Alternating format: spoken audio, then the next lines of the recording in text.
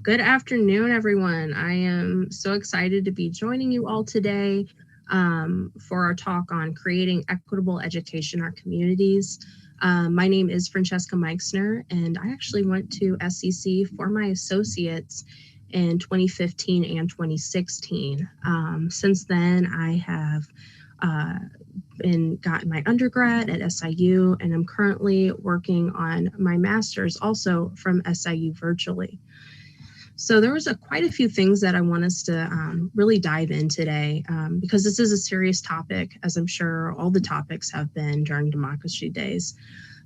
So I am ready to get going. And as usual, as for the setup for today, if you do have any questions, please comment those. I will have some time today to go over those, and I'm really anxious to hear what's on everyone's minds.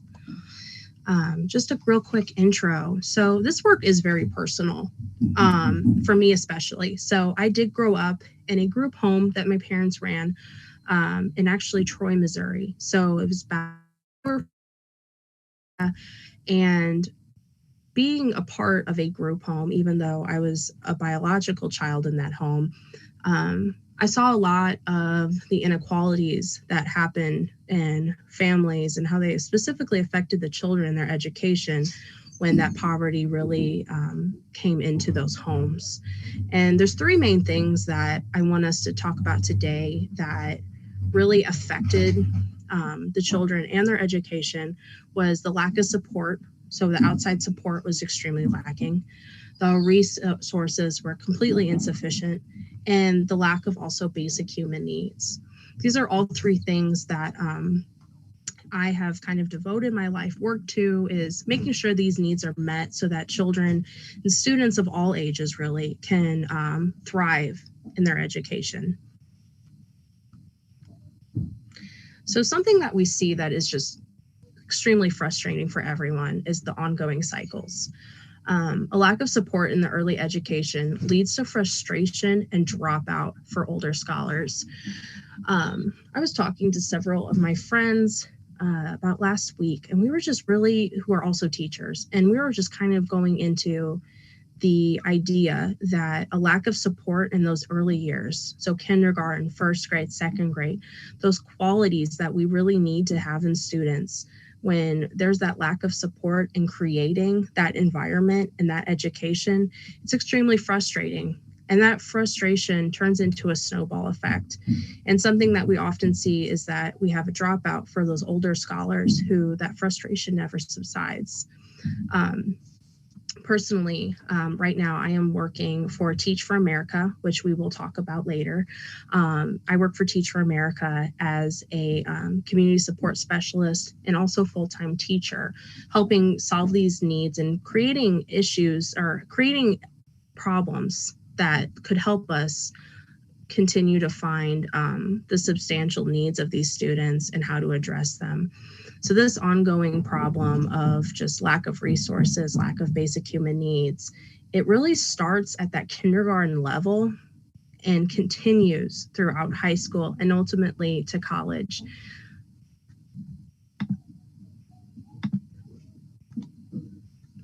Resources such as textbooks and technology are rarely available for the already overcrowded classrooms. This year, I took a position to be a math teacher in Cleveland, and automatically I was shocked by the lack of resources we had. We don't have nearly as many textbooks for our students, and only having about 10 textbooks actually for my 120 students. And that alone just causes so many problems because, and I'm going to, for the sake of this being a presentation for St. Charles Community College, I'm going to use Missouri cities as a comparison. So Cleveland would be considered like going into, I work in East Cleveland, which is very similar to East St. Louis on the Illinois side. So you go into that side of the district and the textbooks are just, we don't have textbooks. We don't have technology. We don't have nearly as many resources for our students that say those in Chesterfield and St. Louis County would have. The other thing is that most of the classrooms in the west side of Cleveland, which is more wealthy, has an average of 15 to 20 students per classroom. My average right now is 30 to 35 students per classroom. And as you can imagine, having one adult in charge of 30 to 35 students for 1 hour, trying to help them work through their lessons without textbooks, without technology, is extremely difficult. A lot of the times we're going back to very old school, like chalkboard, paper and pencil techniques, which although they do work, they're just not nearly as beneficial as having those textbooks and those technology that other students have. Another basic need that we need to discuss is shelter and nourishment. The poverty in these districts completely causes just so many other problems in a student's life, to where if I can't address all the needs of a student, I can't expect them to be able to sit in a class and learn everything that's needed for that day. Something that we've started as a practice is bringing in granola bars and breakfast bars into the classroom during the day, because a lot of students, their last meal since they came back to school in the morning was yesterday's lunch. So that's like 18 hours without any type of food. Another thing is shelter. A lot of our families do stay in housing units that are not safe, or they simply do not have one.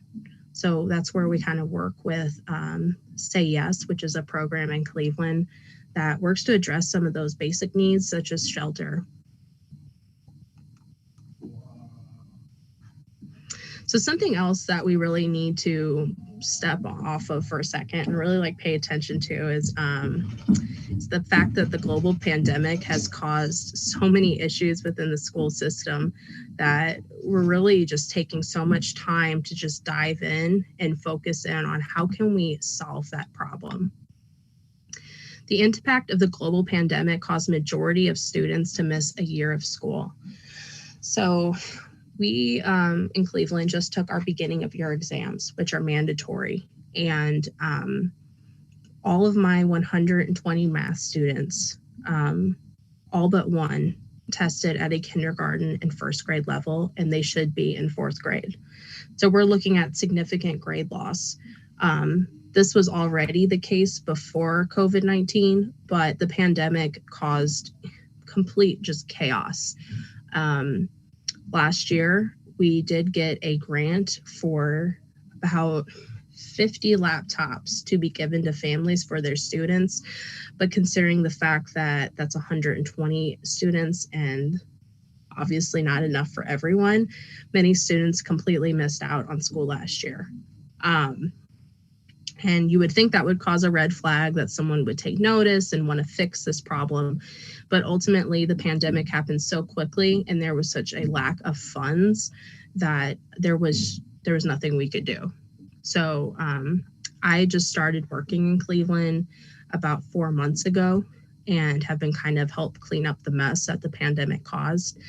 But the issue is that it's just been ongoing. There really hasn't been a clear, precise way of how we're going to get everyone back on grade level. Students that were already behind are now an additional year behind and expect to continue testing at grade level in order to secure accreditation and funding. So here's where the policy and some of the confusing aspects of all of this come into play. We have students who are significantly behind grade level. We're talking 4 or 5 years behind in grade level. In order to get the funding and the monies to help get those resources for them to grow and to get ahead, they have to be already testing to get that money.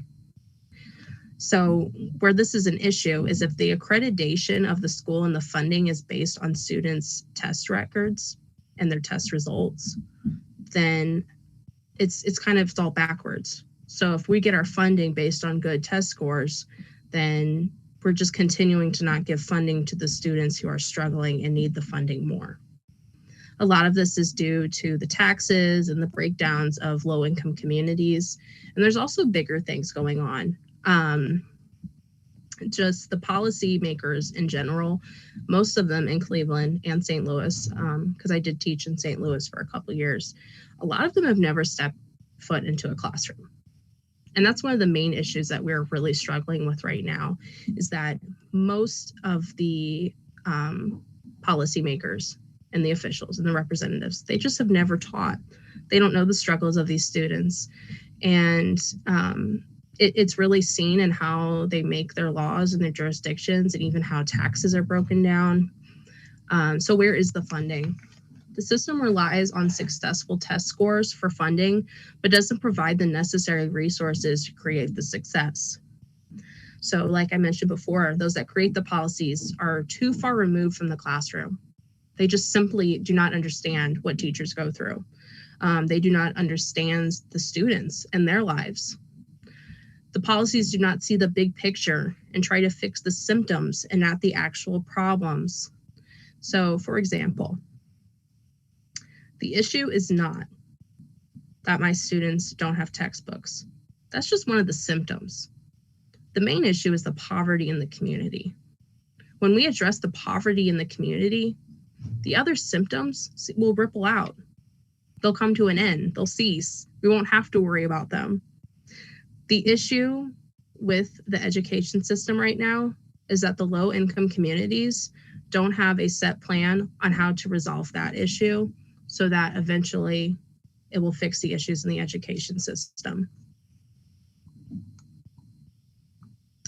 The disconnection between policy and classroom creates disappointed students and discouraged educators. So this is now a time where I would like to pause for a second and just talk about Teach for America.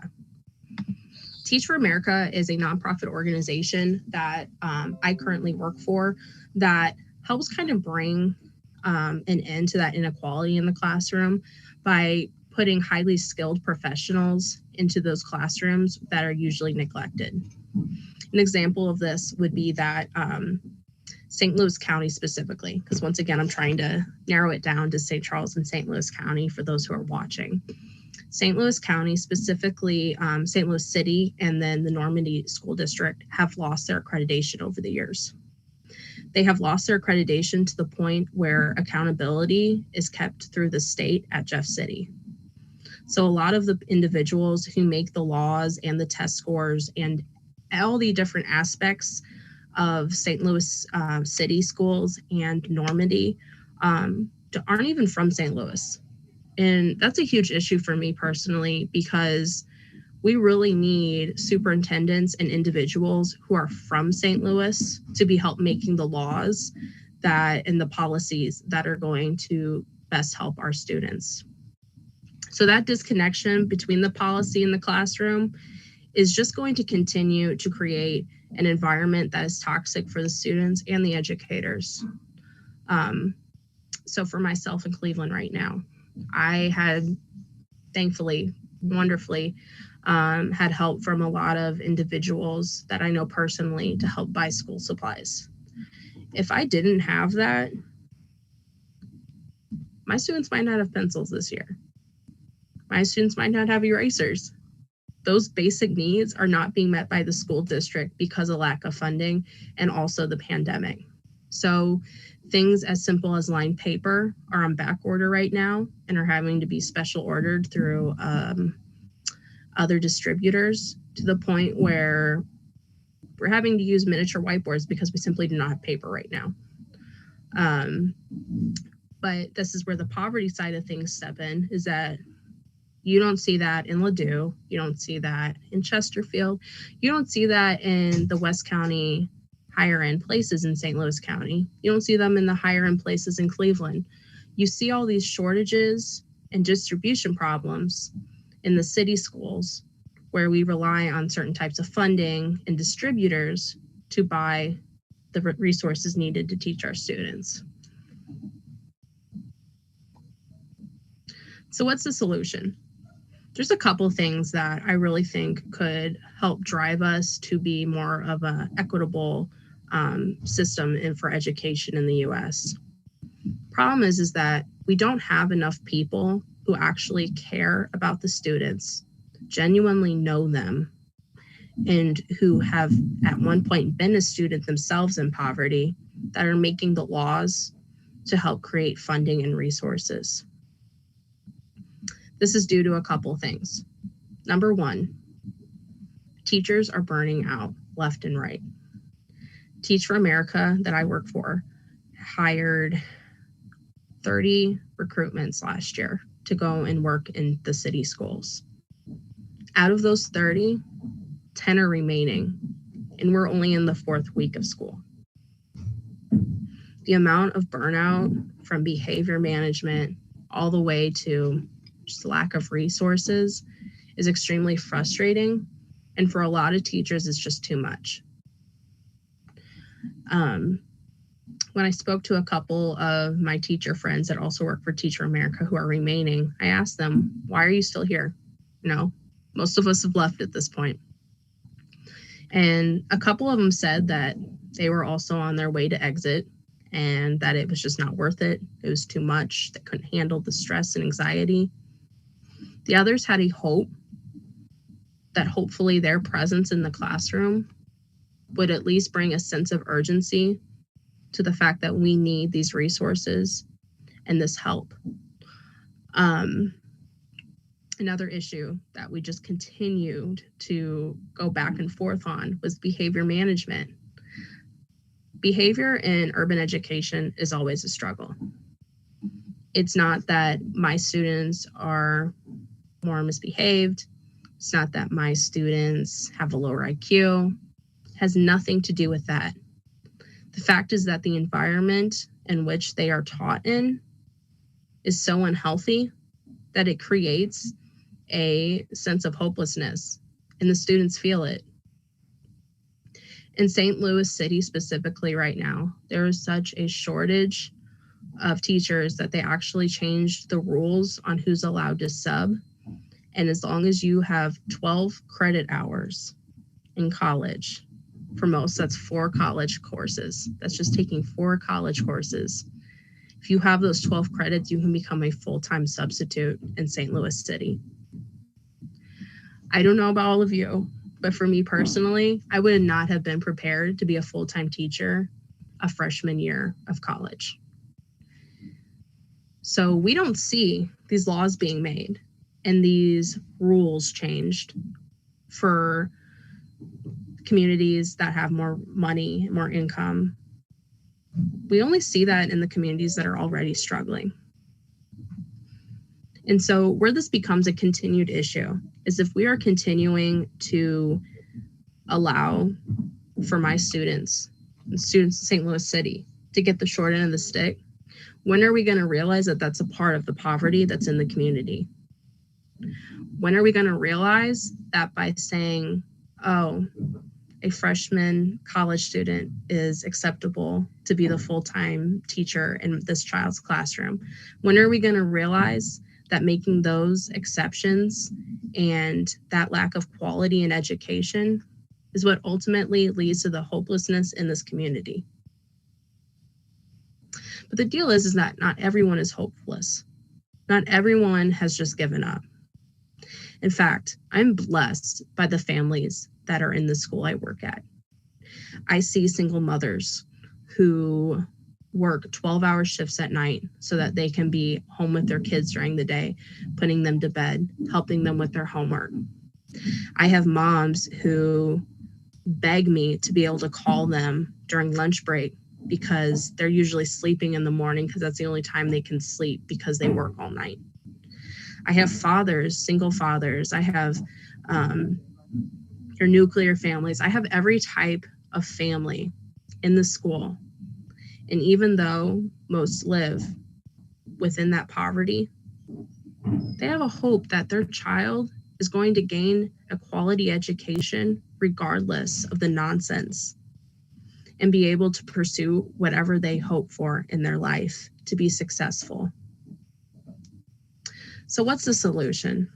The solution is complicated and includes multiple factors, but all the factors have one thing in common. They all include people that care. Yes, it would be wonderful if we had more upper level educated teachers. It'd be wonderful if everyone had their masters, if we had a few doctorates in the group. Even though that would be wonderful, it's significantly okay to have the teachers we have right now As long as everyone's motivated, that one day it's going to be better. That one day is today. We can make this a better environment for our students so that they're thriving regardless of what's happening outside the classroom. So the solutions for the lasting change. And I'm going to quickly check and make sure I don't have any questions in the chat. Okay. So the solutions for lasting change. There's a couple of things that could immediately cause help, but also could leave a ripple effect for future help.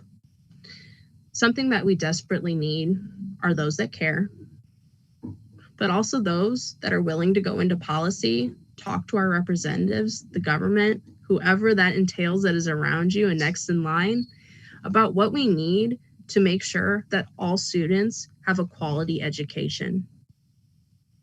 We also need those that are willing to get their hands dirty. Tutors, volunteers, food donations, all the above is needed to create a safe environment for students. That's all we need. We need those who are willing to volunteer an hour of their week to go help a kindergarten student learn their vowels. We need someone who's willing to volunteer to make sure that all students arrive on their bus and cross the streets carefully, because those are the types of issues that we deal with in our school. We have first graders walking home half a mile by themselves because we don't have the funding for buses anymore. We need those willing to stay at those safe spots to make sure that we don't have strangers coming up to our kids, that we don't have paraphernalia coming into the classroom. We need those willing to sacrifice a small portion of their time, because things like that, those are what the kids remember. They remember the person that asked them how they were doing, the person that made them feel safe. Because something that I am very, very just always a pet peeve of mine that I will always share. We cannot expect students to learn if they don't feel safe. We cannot expect students to learn if they're hungry, if they have a toxic home life. Something else that we don't discuss is the violence that a lot of my students face. I have several students who have lost a parent to gun violence. I have several students who lost a sibling to gun violence. I have several students who witnessed it with their own eyes. And they're in 4th grade. That's a 10-year-old. We cannot stand by and just let these things continue on and not realize that it affects all of us. I grew up until I was 12 years old in a very nuclear family. Mom, dad, brother, and sister. I'm not saying that everyone should go out and start a group home and raise 20 plus kids. What I'm saying though, is that if you're willing to give a little bit of your time, even monthly, yearly, to a student in need, it could leave a lasting impact on their life.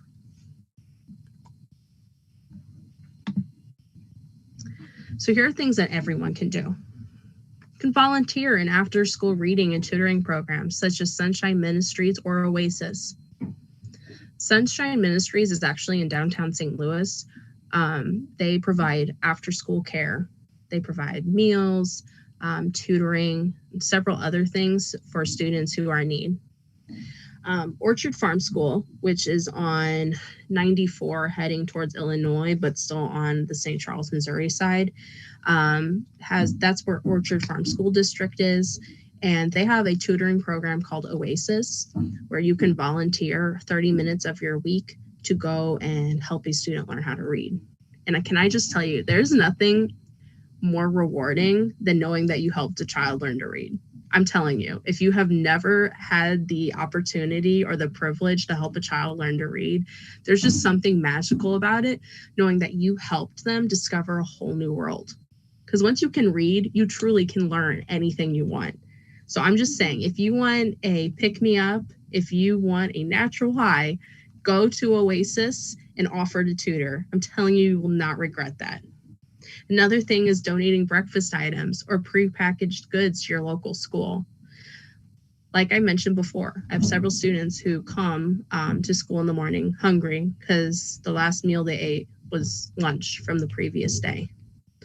Hand sanitizer and masks are always appreciated. Once again, I thankfully have had a lot of people donate masks and hand sanitizer to my classrooms. That's not always the case.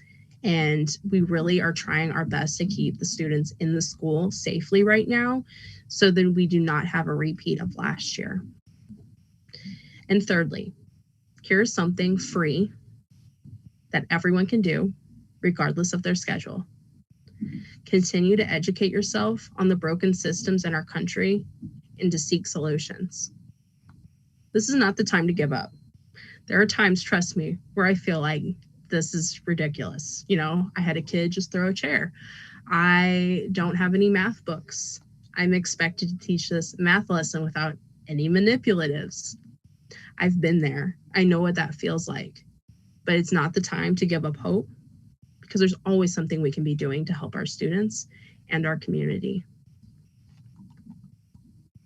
Something I would like to close out this portion before we go into questions, if there are any, is this quote by Malcolm X. It says, "Education is the passport to the future, for tomorrow belongs to those who prepare for it today." I want to read that one more time, really let that sink in. Education is the passport to the future, for tomorrow belongs to those who prepare for it today. My students deserve the bright future ahead of them. They deserve it because regardless of what stands in their way, they show up every day for school. Even sometimes when they don't feel like being there and are having a really rough time paying attention and sitting in their seat, they still show up because they, their family, and their community believe in them. When we instill the idea for students that they can achieve whatever they want with work ethic, with time, and with all these things, we are letting them know that they can be just as successful as the kids in West County, the kids in South County, the kids in North County, the kids in East County. They can do it. So, just as a closing,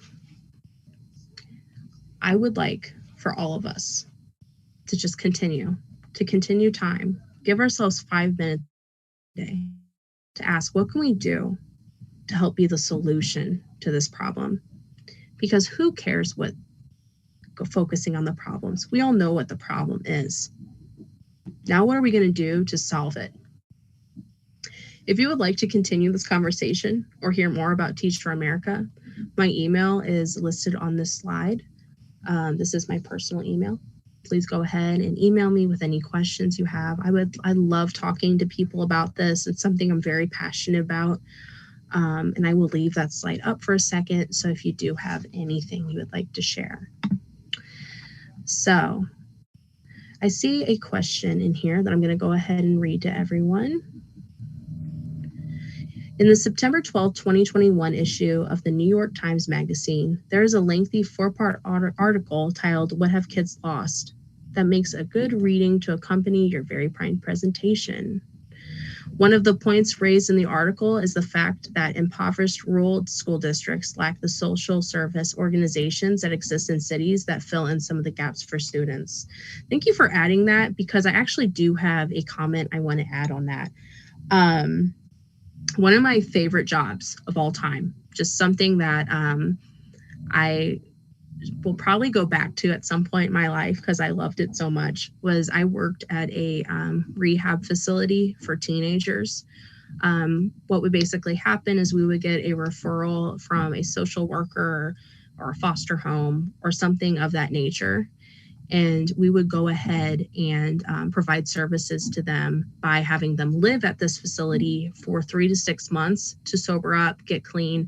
And then also we would provide like food stamps, services, ongoing counseling to ensure that when they left the facility, they were equally as successful. Something that we did notice is that majority of these students did come from rural areas. And just to go off of that, city schools are not the only ones suffering right now, for sure. And thank you for pointing that out. Rural schools do definitely have an issue when it comes to providing the social workers to notice the issues. In the city, you do have more social workers who are able to kind of notice certain things. You know, for example, my school right now, we have 3 social workers who are able to go in the classroom and see certain things and go and make referrals for counseling or food or whatever is needed. Something I did notice, though, is that the students in the rehab facility from rural areas, there wasn't a lot of help. Most of them, like, you can't just take a bus or get a cab to go to your counselor. And that's why having OATS transportation and other things does help. But my main thing that I always tell people is, if you live in a community that has very few resources, call your health department. I know that seems strange, but the health department seems to have most of the resources needed to help everyone get back on their feet, because even if they don't provide the service, they can usually refer you to someone else. So zip codes matter way too much in terms of education and health. Yes, for sure. That's a huge issue we have, because, and that's where, to kind of go off of that, all that funding, all the resources depend on where you live. My family's business is in Ferguson, Missouri. And that's where the Michael Brown shooting happened, if we aren't aware of that. And during that time when that shooting took place, my family's business, the school shut down for a couple weeks to help navigate through the riots and all of that. The issues that happened during that time frame and the added violence because the schools were out caused a ripple effect of much more violence and gang activity. So that's why the other thing that's important during the pandemic, and why we're trying so hard to keep the schools open while keeping students safe, is it does more than just affect their quality education. It actually, for many kids, school is where they get their food. School is where they can even bathe and shower. It also keeps them out of trouble. So that's why it's also important that we're all remaining safe during COVID, so that we can keep our schools open. All right. Are there any other questions? Looking right now. I think that is it. Do we have anything else we would like to add before we wrap things up for today? I would just like to say this has been an outstanding presentation, and I thank you for being part of Democracy Days and sharing your wealth of experience. Thank you. I appreciate it. Really appreciate you having me. Yeah. It's a problem that we have to address in so many ways. And just since we've seen what this country spent in terms of human beings and money, it's not all about money, but what happened in Afghanistan for the last 2 decades is that we spent $2 trillion, and it's just a staggering amount of money that I can't even fathom, really. During that time, had we invested in our own communities to address some of the things you're talking about, it's staggering to me, because if you keep people healthy and well educated, there is nothing that will stop people. Education and healthcare, for me, are the foundation. Absolutely. And even to add on to that, STDs, for example, having the education on how to avoid those, the resources, to have safe sex, all of those things really affect our communities and health. I mean, just in general, if a student isn't healthy, if they're dealing with a teenage pregnancy, all those things significantly affect their future. So definitely having those resources available for those students and those families in general. But yes, that's why I hoped, this presentation did focus on a lot of the negatives, but my hope is that we take from this and understand that there are so many ways that we as individuals can help solve the problem. We don't have to just sit in this grief. We can all play a part in creating lasting change. That is a beautiful statement, and I couldn't agree more. You know, one other thing occurred to me as you were speaking. My wife is the behavioral health director of Affinia Healthcare in St. Louis, and gun violence and related trauma is such an issue for the patients there that they, in the last few years, instituted a position of a trauma-informed manager to address just the ubiquitous trauma that exists in the city of St. Louis, and also what that means on the healthcare side for the frontline workers, you know, from the people who check people in to the medical assistants to the doctors themselves. Everybody needs some greater insight into how trauma informs what they're dealing with, which is, you know, human beings with a multiplicity of problems sometimes. Mm-hmm. Absolutely. And, you know, and that kind of, because I could talk about this for hours, so I'm trying not to. But, you know, another thing to add to that is we're so quick to see a student's behaviors as them just being a bad kid, when in fact, we don't take into account the fact that this child may have been through 10 foster homes in the last 6 months. That's not rare. They could have seen this violence. They could have had the violence happen to them. So that PTSD and educating yourself on even those things, like you can have a 6-year-old with PTSD and that affects how they're going to act in a classroom. So also educating teachers and faculty on how to address these issues with love and also firmness is another struggle. You know, I actually just incorporated a few trainings into our Friday meetings to help with some of that regulation in the classroom, because if you yell at a kid that's already at a level 10, they're not going to come down to a 5 with you yelling at them.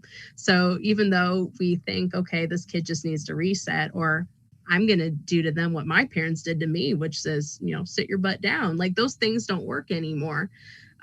So educating ourselves too on how to properly handle that trauma when it shows up in our classroom. So I could not agree more.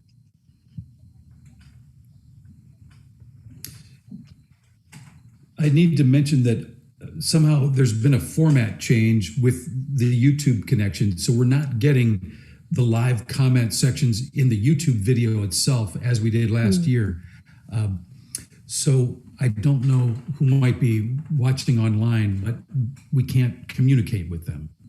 So I'm sorry that that's the case, but in any event, this has just been such a great presentation, and thank you for offering it. It's really deep, and thank you also for offering to dialogue with people who are interested, because there's what's happening now with the live feed, but as you know, the archived video will sit on the Democracy Days page, hopefully forevermore.